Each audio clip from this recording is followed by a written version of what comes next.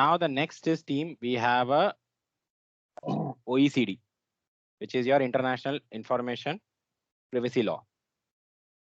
Now, if you remember, in my earlier discussion, I have already mentioned that the EU Data Protection Directive and EU-US Privacy Shield Framework, they both have become obsolete. So now this both Data Protection Directive, Privacy Shield Framework, all these Data Protection Directive and Safe Harbor Framework and the EU-US Privacy Shield Framework, this is all basically replaced by the EU GDPR. Okay. So GDPR in detail, we are going to discuss on the domain 2. Okay. But now what we are going to discuss is the OECD guidelines. Okay. So now OECD guidelines is something which is talks about the protection of privacy and trans-border flows of personal data. Okay, so now these principles are testable in the exam. So I can say 99.99% you are basically going to get question on collection limitation principle, data quality, purpose, use limitation, security, safeguard, openness, and individual participation principle. So on an average, you can say that around 7 questions is going to come from this area.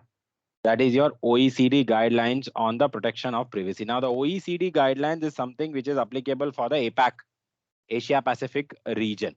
Okay.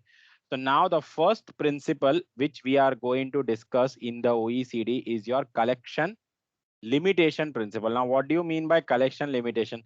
Collection limitation principle talks about you collect only what is necessary. So when you are collecting a PII data, okay, when you are collecting a PII data, so let's categorize the PII data. So basically we have a driving license. Okay, we basically have a social security number. Then we basically have a passport. Okay, we basically have a passport. And we basically have a citizenship number. Okay, citizenship number. Citizenship number. Second. So we basically have a citizenship number.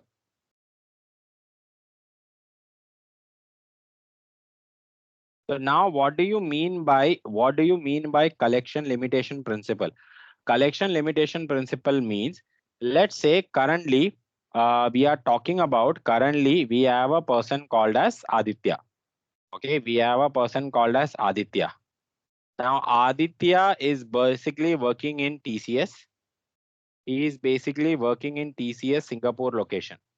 He is basically working in TCS Singapore location, and he basically went to the Bank of Singapore. He basically went to the Bank of Singapore to open a salary account. So he basically went to the Bank of Singapore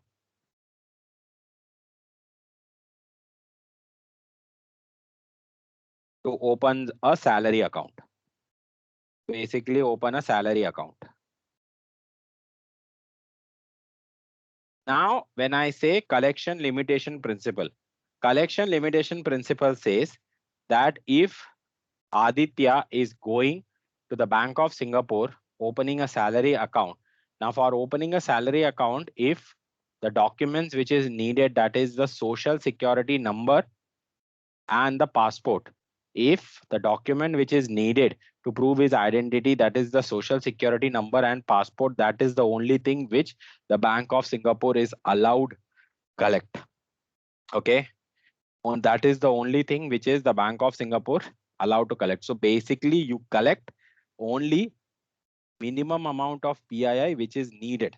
Okay, because the more amount of PII or PHI you collect, the more information you collect, the more accountability comes for the organization. That is the reason the collection limitation principle talks about that you only collect what is needed. Okay, what is needed, nothing more and nothing less. Now, one another live example of the collection limitation principle I can give you is that we also have something called, so in India, when you want to open a demat account, they basically ask you to provide your PAN card and Aadhaar card. Ideally, if we technically, if we see for opening, sorry. So for opening the demat account, you only need the PAN card. You don't need an Aadhaar card. But here, the banks, they have a practice of collecting both the PII, both the PAN card and Aadhaar card, which is basically violating the first privilege, that is the collection limitation principle. Now the next is we have a data quality principle. So now whatever PII you have collected, make sure that you protect the confidentiality and the integrity of the data. So now what do you mean by data quality principle? Just a second, team.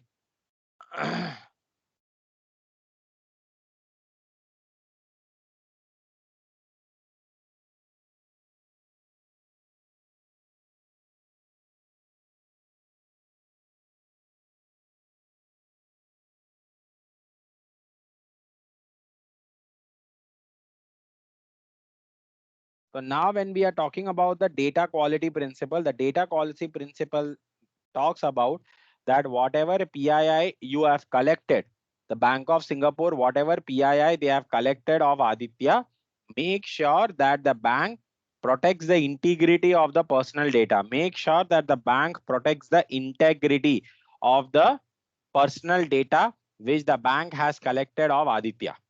Okay.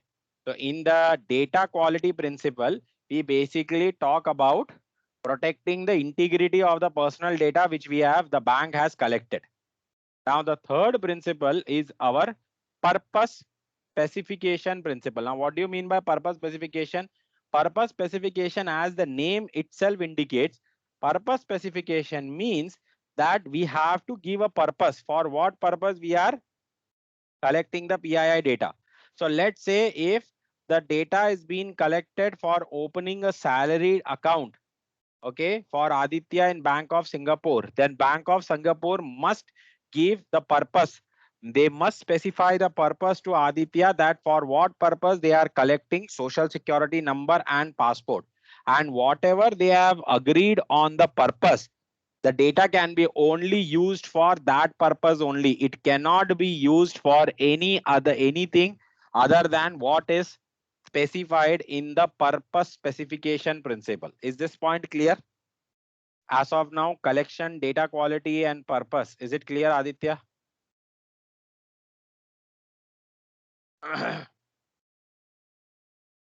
Hello? Yes, Mani. I was talking on mute. Yes, it's clear. Yeah. Okay. Now the next is we have a use limitation principle. Now what do you mean by use limitation principle? The use limitation principle talks about that the information should not be disclosed to other parties without the individual consent. So basically, if the Bank of Singapore, they have collected the social security number and passport of Aditya, they cannot disclose the sensitive details or like social security number and passport of Aditya to any other company or any third party without Aditya's consent. So that is what your use limitation principle is all about. So what? So if the bank has to, let's say in this case, so like the bank has collected social security number and passport for opening a salary account. Okay. Now the bank, it has to share how much salary Aditya is drawing. The bank has to share these details to the tax authorities. So if they want to share these details to the tax authorities, they have to obtain consent from Aditya. That is what your use limitation principle is all about. So the use limitation principles require that the information should not be disclosed to other parties without the individual permission. Okay. Now the next is team, we have a security safeguard principle. Now what do you mean by security safeguard principle? The security safeguard principle talks about that the Bank of Singapore, they must provide a reasonable amount of protection against data modification disclosure to unauthorized individuals. So in the security safeguard principle, we are basically expecting that the Bank of Singapore, they will provide a reasonable protection of data against modification by or disclosure to unauthorized individuals. That is what your security safeguard principle is all about. The next is we have a openness principle. So openness principle means what? If the organization is collecting the PII, the process should be open and transparent. The organization should not collect hidden mechanism. They should not use hidden mechanism to collect the PII data of an individual. So whatever PII data they are collecting, it should be open and transparent. Okay, the bank has to be open and transparent. Now, what do you mean by individual participation principle? Individual participation principle, they basically requires that an entity can allow individuals to inquire whether the entity is storing the individual personal information. In addition, you can also correct the information if you found that there is any incorrect details is maintained by the bank. So now what do you mean by individual participation principle? Let me give you another example. So let's say currently uh, Aditya has a salary account in Bank of Singapore, but due to the charges or anything, he basically was not satisfied with the services of Bank of Singapore. So what he did, he basically went and opened a salaried account with HSBC Bank in Singapore. So now, ideally, under the individual participation principle, Aditya can inquire Bank of Singapore that does the Bank of Singapore is maintaining any PII data of Aditya. If he found that any PII data is being maintained, either Aditya can ask them to remove it, or in case if Aditya found that there is, the PII data which is collected or maintained by the bank, it is incorrect, he can ask them to correct those details. So that is what your individual participation principle is all about. And finally, we have a accountability principle, which makes sure that any other principles apart from this, whatever other principles are there in the OECD, that is also being followed. So that is what your OECD guidelines is all about. Is this point clear, Aditya? Yes, Mani. Any questions? No. So the next is we have a EU Data Protection Directive. As I mentioned, the EU Data Protection Directive was created in 1995. It is not legally binding. It contains the following principles, like it contains notification, opting out, opting in, and protection. However, from the exam point of view, you need to remember that the US Safe Harbor, EU Data Protection Directive, and EU Safe Harbor framework compliance with the Data Protection Directive. However, both of them is not applicable anymore. This has been outdated and replaced by the GDPR.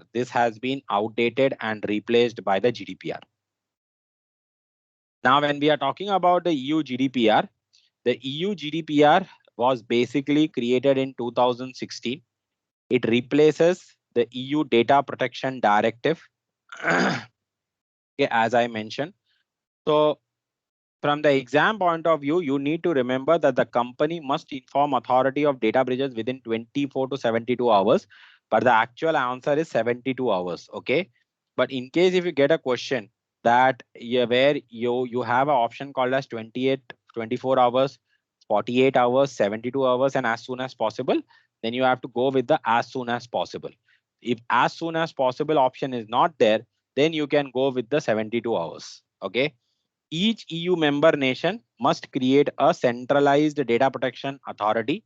Individuals, they must have access to their own data and can transfer the information, or they can also request the deletion, which is also called as a right to be forgotten. Okay. Now, the EU-US Privacy Shield framework was basically designed to be compatible with the EU GDPR, but later it was ruled invalid. So now there is no Privacy Shield, there is no Data Protection Directive. What is there is GDPR.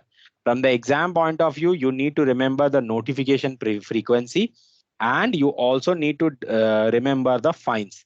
So in case of a breach, 4% of the annual revenue or 20 million euros, whichever is higher, the company has to pay. So do remember this. Now the next is we have a intellectual property laws. Now what do you mean by intellectual property law? Intellectual property law, companies must take steps to protect resources covered by these laws, or these laws may not protect them. So now what do you mean by intellectual property laws? Some examples of intellectual property laws are, the first is team, we have a copyright. The first is we have a copyright. Okay. The second, we have a patent. Okay, the second, we have a patent. The third is we have a trademark. The third is we have a trademark.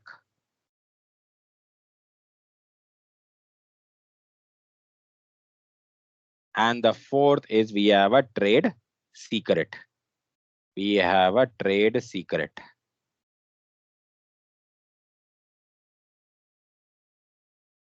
Now, when I'm talking about copyright and all, so basically now we are going to discuss all these intellectual, this all are considered as a IP loss, which is also called as your intellectual property loss.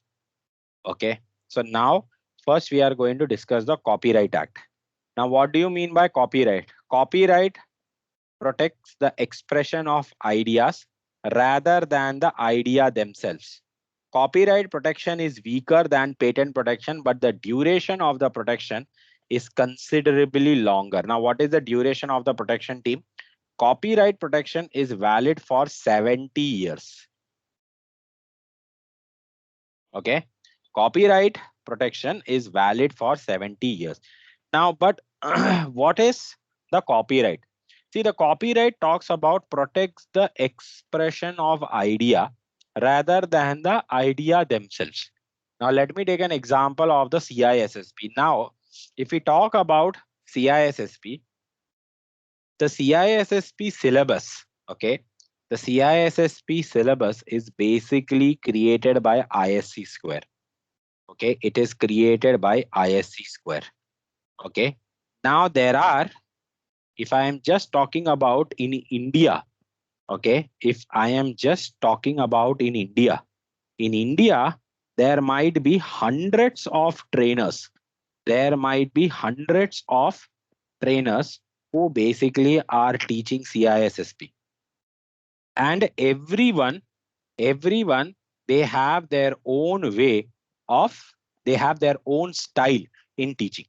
Okay, they have their own style in teaching. So basically, where in India itself, there are more than 100 trainers, or there are more than 100 institutes, small or big level institute, which basically, teaches the CISSP syllabus. Okay, but the whatever contents they are teaching, these contents is not created by them. These contents are basically created by ISC square. Okay, so only ISC square has a copyright on the entire syllabus because they are the one who have created that content. Okay, whichever trainer, including me, we are giving session of CISSP, we cannot claim copyright. So basically, whatever contents you are reading in my notes, whatever contents I am covering in the slide, these are not something which can be protected against the Copyright Act.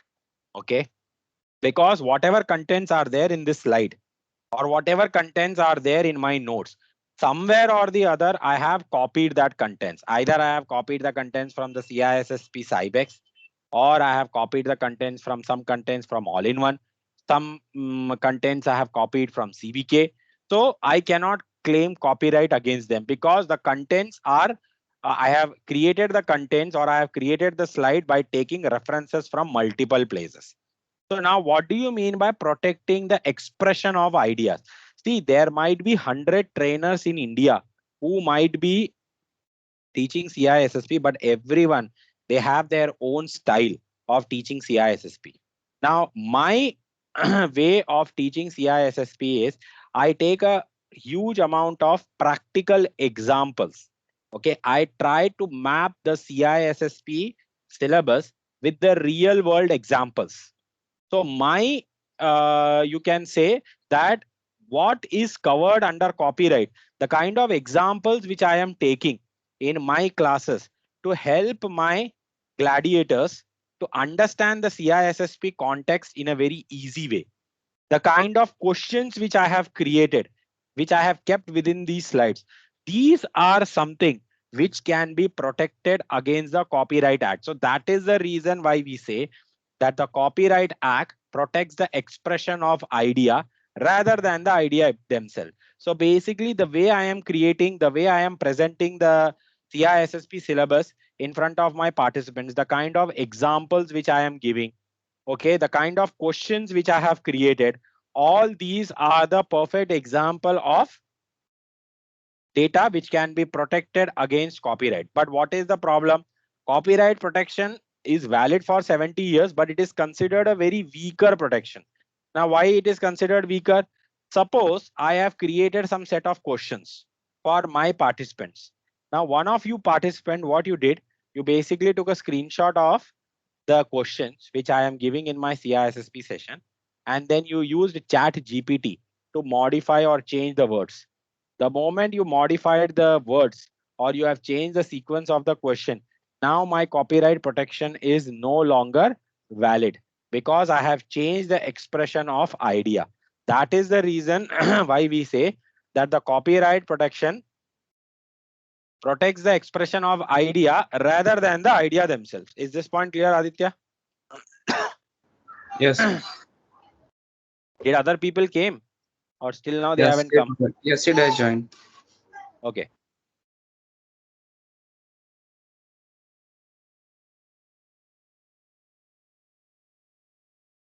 So now when we are talking about the copyright protection, now after the copyright, the next thing which we have is a trade secret. So trade secret is something which we don't register anywhere. Okay, live example of a trade secret I can give you.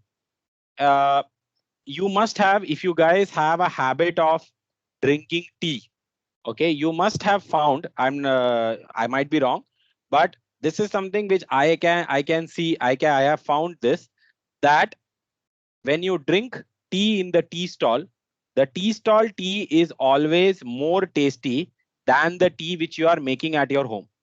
Even though you are using the same ingredients, you are using the same tea masala, you are using the same, you are using the same tea powder, tea masala, ginger, everything, but still the kind of taste which you get it, which you get in the tea when you drink it at the tea stall versus when you make the tea at home, there is a huge amount of difference.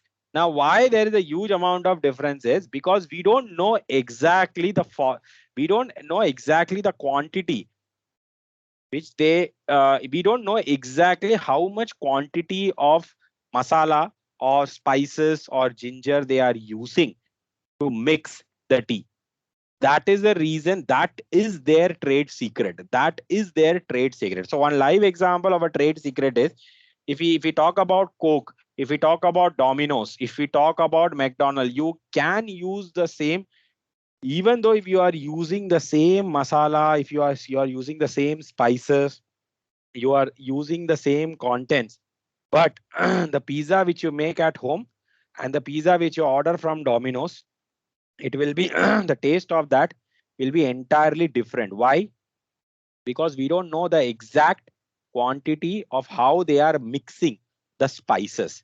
That is what is called as your trade secret. So from the exam point of view, you need to remember that the moment anyone who has access to the trade secret, before any of your employee have access to the trade secret, we have to make them sign the NDA, that is the non-disclosure agreement, and non-compete agreement. In some organizations, you must have heard that there is some NCA, non-compete agreement as well, which the employees has to sign, which says that if the employee has left the organization for 6 months or 1 year, they cannot, join the competitor because there is a risk of, leaking the trade secret. So that is the reason any employees who must have access to the trade secret, make sure that you have make them sign the NDA, non-disclosure agreement, and the non-compete agreement. So resources, must provide the competitive value, survival, and profitability. Provide the company with some type of competitive value or advantage. Okay, the company can the survival and the profitability of the company depends how long they are able to maintain the trade secret, because once the trade secret goes public, the organization has lost their edge and profitability. That is what the difference between copyright and trade secret.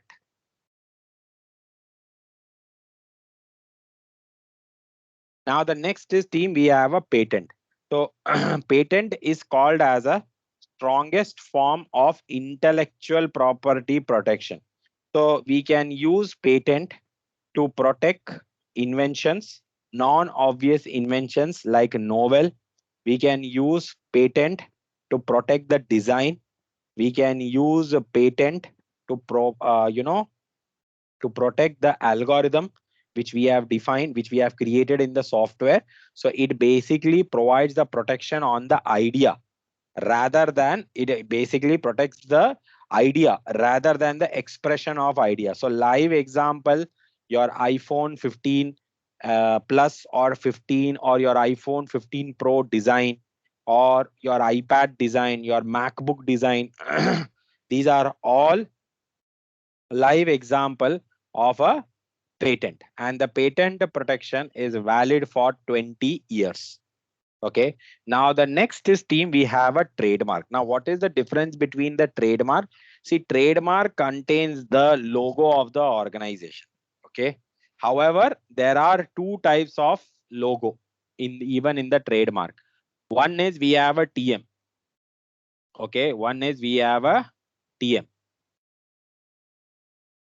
And one is we have a registered. So there are two logos. Now it is highly important for you to remember the difference between these two. Why? So when a company files a trademark, when the company files a trademark under USPTO, that is United States Patent Trade Away Organization, okay, USPTO.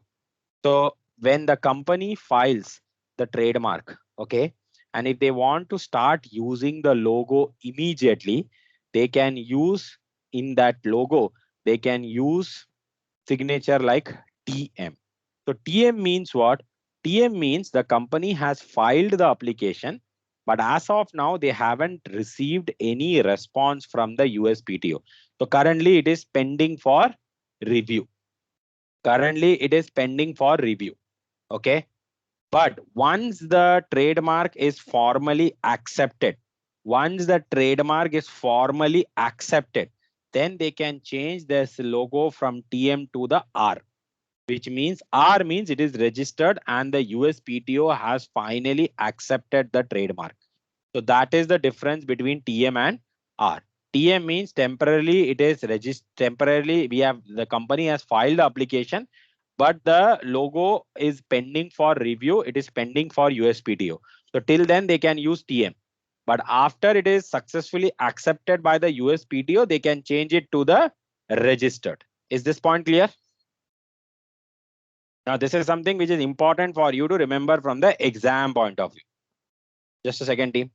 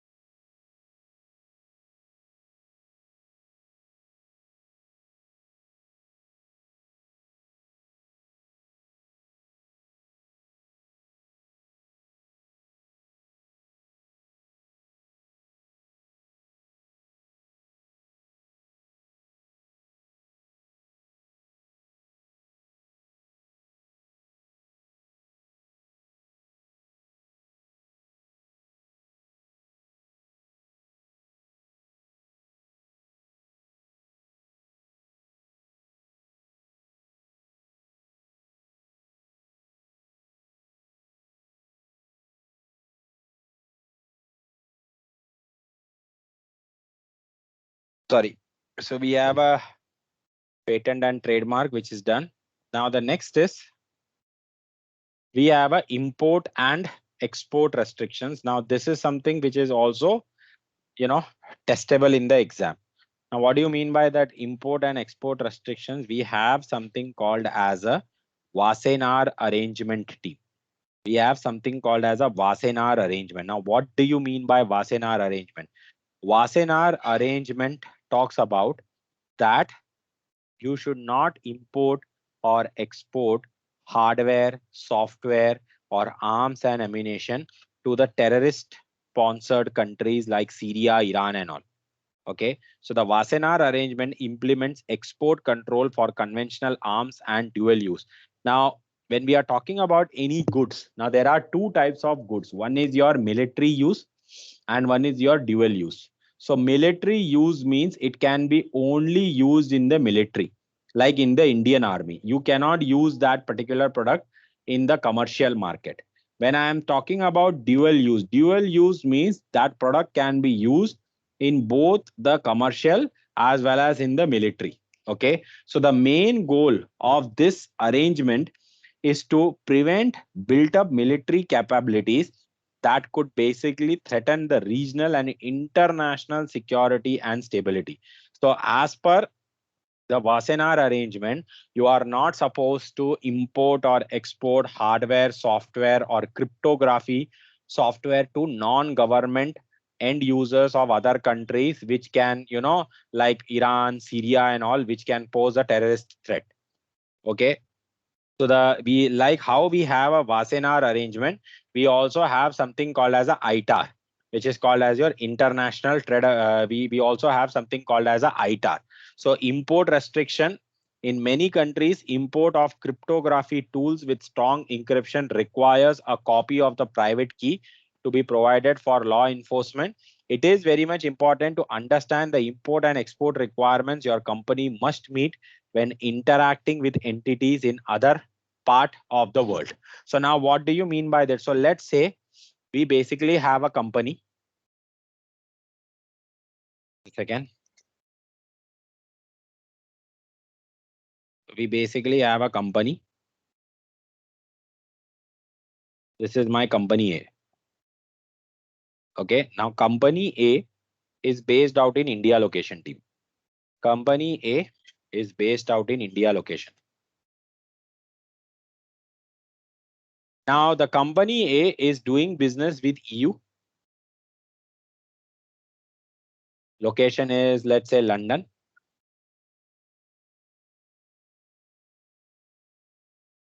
They are doing business with US. So let's say they are doing business with Boston. And then third, they are doing business with Singapore.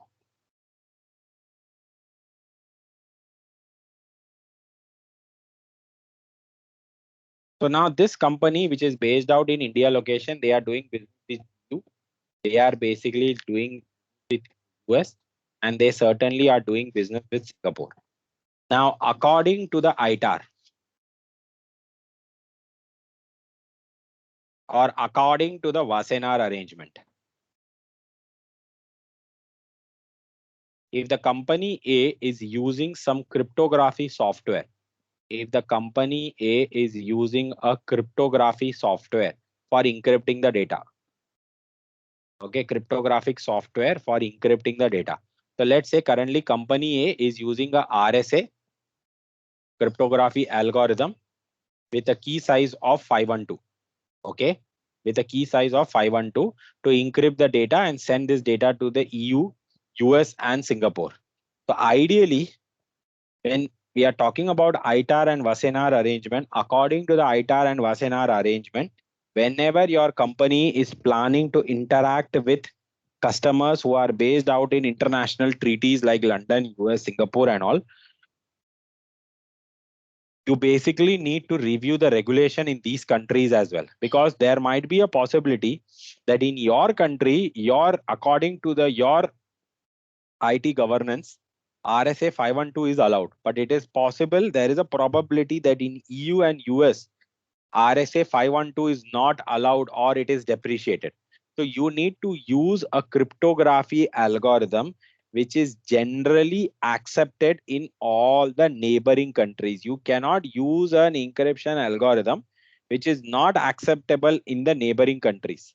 So that is what your RSA 512 is. Also, that is what your ITAR and Wassenaar arrangement is all about. So basically, if your company is doing business with EU, US, and Singapore, you need to take help of the legal counsel team where they will review the regulations and they will let you know that using RSA 512, whether it is allowed or they have to transition to a new algorithm. So that is what. So according to the ITAR and Wassenaar, you basically are not allowed to import or export cryptography softwares, hardware, software, anything to terrorist sponsored nations. If they found that there is some company, so basically, in some countries we basically have a shell company and all. So basically, in order to import and export arms and ammunition, they use the shell companies which can do business with the terrorist sponsored nation. If they found that the shell company belongs to you, they will completely ban you and you will not be able to do business in any of the countries. So that is the importance of Wassenaar and ITAR. Is this point clear for everyone? Is this point clear for everyone?